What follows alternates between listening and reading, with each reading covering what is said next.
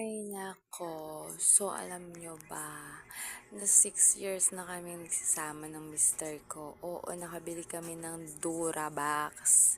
So alam ko na barter lang namin yon nung kami ay nakakuha sa aking SSS ng maternity. And then, after that, hindi na kami nagkaroon ng pagkakataon na makabili ng mga gamit. Kasi nga, sunod-sunod ang pagpapa-ospital.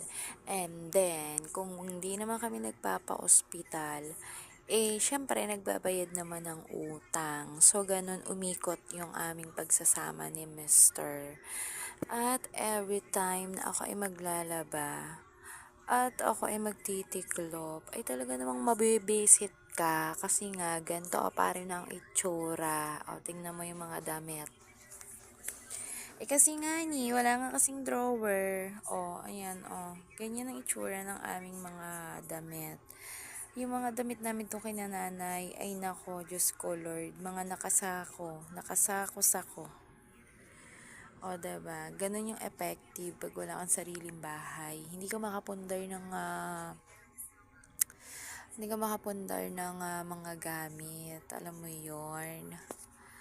At, Diyos ko, hindi ko na alam kung kailan ba talaga kami magkakaroon ng sariling bahay. Alam mo yon, yung kahit sabi nga nung iba, kahit na gira-gira, kahit sako-sako yung mga dingding, ay talaga namang iba pa rin yung nakabukod. At darating din tayo sa panahon na yan at sa oras na yan. So ngayon ay tiis muna tayo na laging palaging nagtitiklop kahit sobrang nakakainis na po. Kasi tingnan nyo naman, kaiimis ko lang katitiklop ko lang yan. Parang na namang hinugot sa tombong ang mga damit.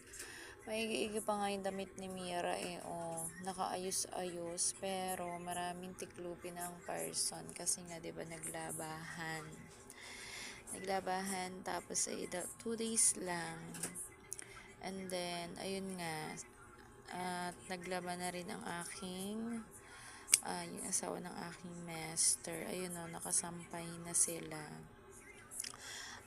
Hindi kasi ako pare-pares maglaba. Minsan 1 week, minsan 2 weeks. So, depende rin sa pagtinulpak ang inyong ate dyan. At walang full schedule. Ganon. Alam mo ako yung babaeng walang trabaho. Nasa bahay lang. Pero, full pack. Pagka, maganda. Pagka yung schedule